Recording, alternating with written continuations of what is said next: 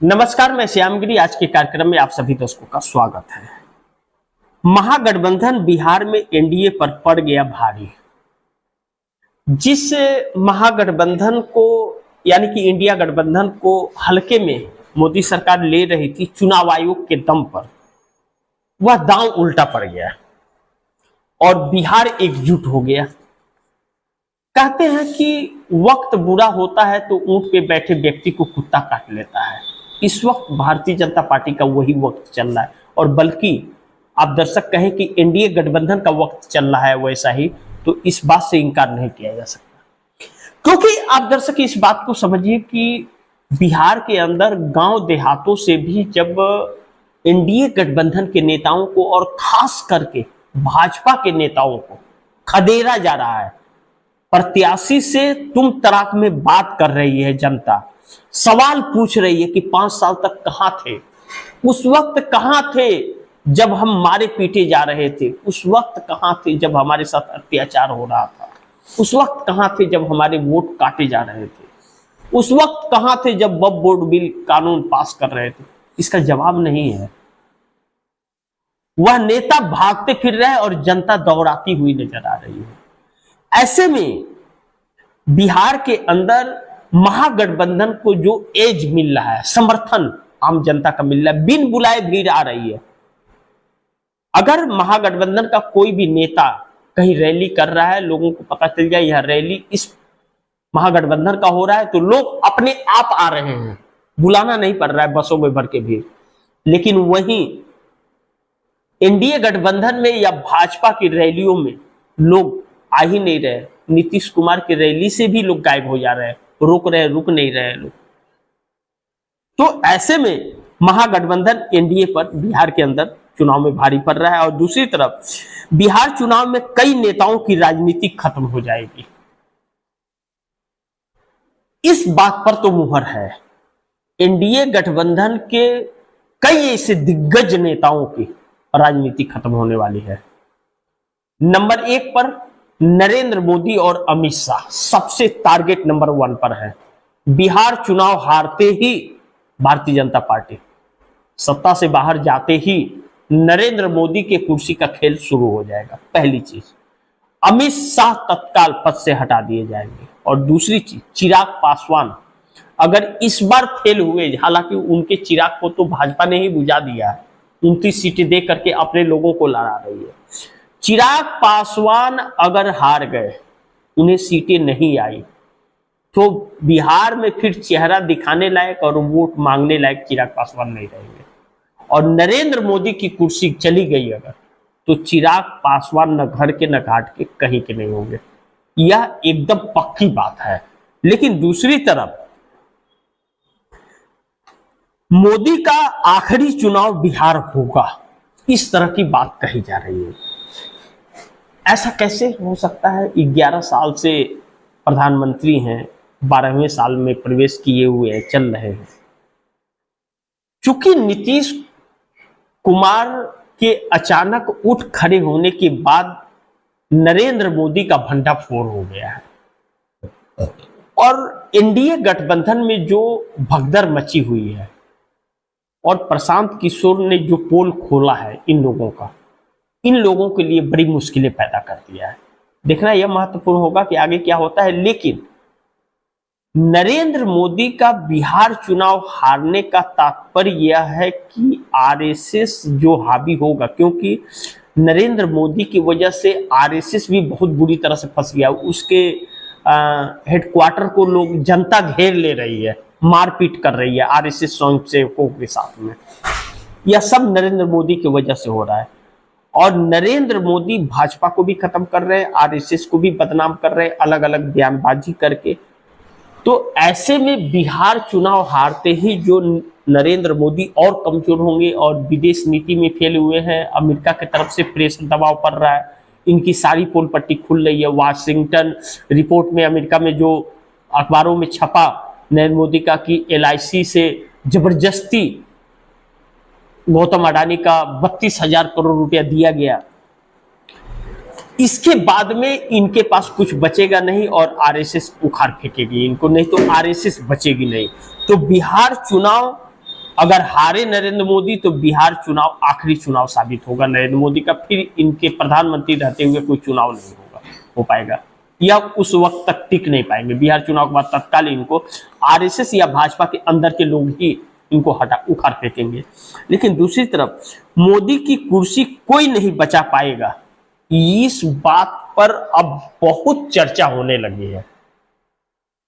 आम व्यक्ति अब कहने लगा है कि नरेंद्र मोदी की लाचारी जो नजर आ रही है और नीतीश कुमार और चंद्रबाबू नायडू की जो जुगलबंदी है, वह जुगलबंदी मोदी को कुर्सी पे नहीं रहने देगी। और बिहार में जिस तरह से प्रधानमंत्री मोदी अपने भाषणों में कुछ भी काम की बात न करके इधर उधर एक कॉमेडियन बनते जा रहे हैं, एक मदारी के तौर पर नजर आ रहे हैं, अनाप शनाप लटक झटक अटक कटक क्या क्या बोल रहे हैं। मोबाइल का लाइट जला लो, लालटेन का क्या जरूरत है, यह सब बातें जो कर रहे हैं, वह बातें पूरा विश्व देख रहा है। एक किसी 140 करोड़ की आबादी, विश्व का सबसे बड़ा आबादी वाला देश हमारा है भारत, विश्व का। उस देश का प्रधानमंत्री अगर लटक झटक अटक बोल रहा है और रील बनाने की बात कर रहा है कि रील बनाओ पैसा कमाओ, तो आप सोच लीजिए कितना असहाय है वह प्रधानमंत्री। ऐसे प्रधानमंत्री को कौन सपोर्ट करेगा और कौन वोट देगा? जो रोजगार का वादा किया, रोजगार दिया नहीं और रील बनाने की बात करने आ गया। जो बिहार को 1.25 लाख करोड़ की बोली लगाया, जैसे बाप के घर से पैसा आएंगे, क्या नाम की 1 रुपया दिया भी नहीं, फिर उसी बिहार में है। जो बिहार को विशेष राज्य का दर्जा देने को कहा, दर्जा दिया नहीं, फिर वोट मांगने पहुंच गया। यानी कि कोई भी कार्य पूरा नहीं किया। और 10,000 रुपया जो आखिरी वक्त में चुनाव सुबह भेज रहे हैं और शाम को आचार संहिता लग जा रहा है, यह चीज पता चल रहा है कि आखिर 5 साल तक क्यों नहीं दिया। 11 साल से प्रधानमंत्री हो, चुनाव के पहले क्यों नहीं दिया? आचार संहिता जिस दिन लग रहा है उसी दिन क्यों भेजे हो? यह चीजें उल्टा दांव पड़ गया। तो अब मोदी की कुर्सी कोई बचा नहीं पाएगा, यह तो तय, क्योंकि जनता इनके खिलाफ हो गई है और नीतीश बड़ी घातक साबित होते जा रहे हैं।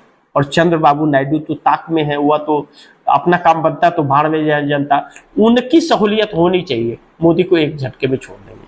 लेकिन दूसरी तरफ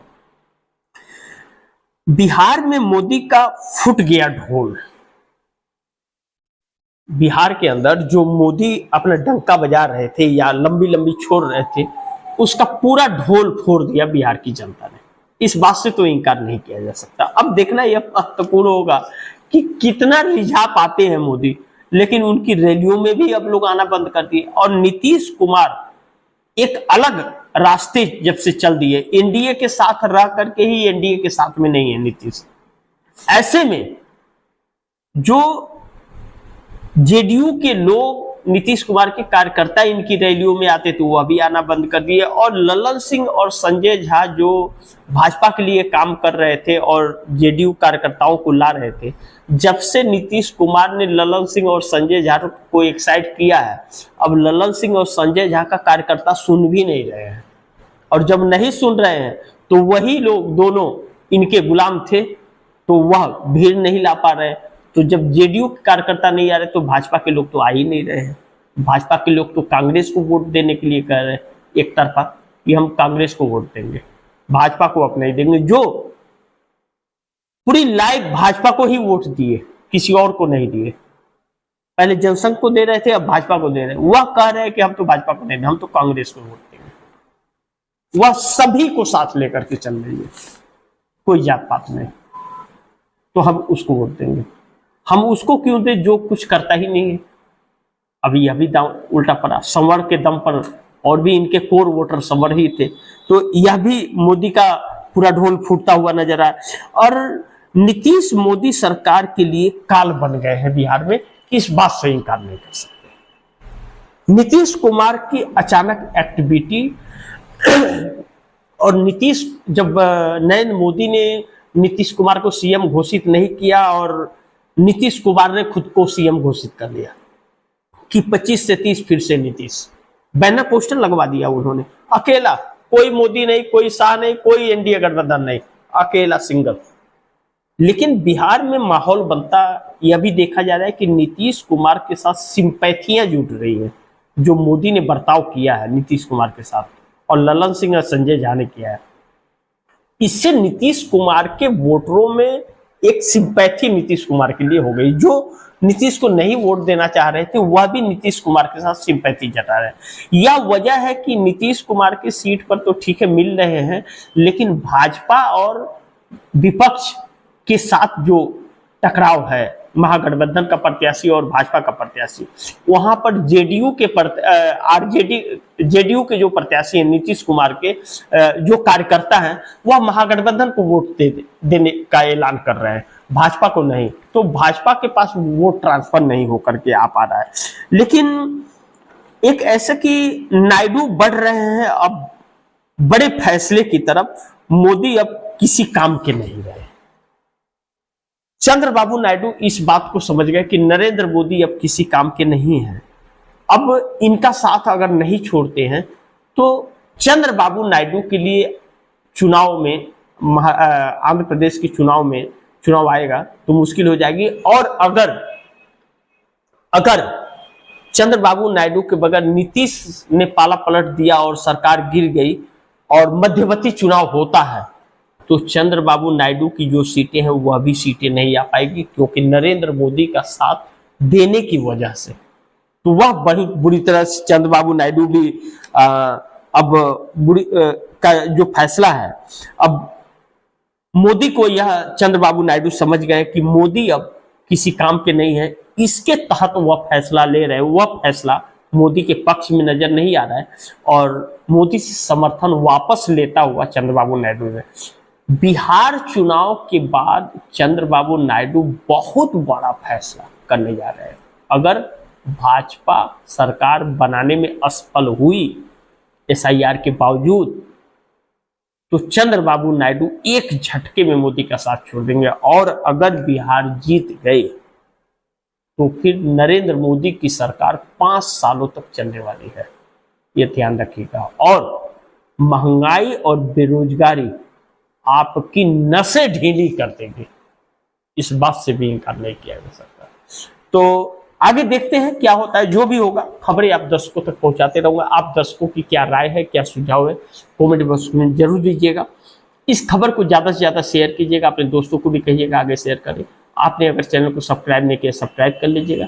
अपने दोस्तों को भी कहिएगा चैनल को सब्सक्राइब करें। मिलते हैं अगली खबर के साथ, तब तक के लिए नमस्कार।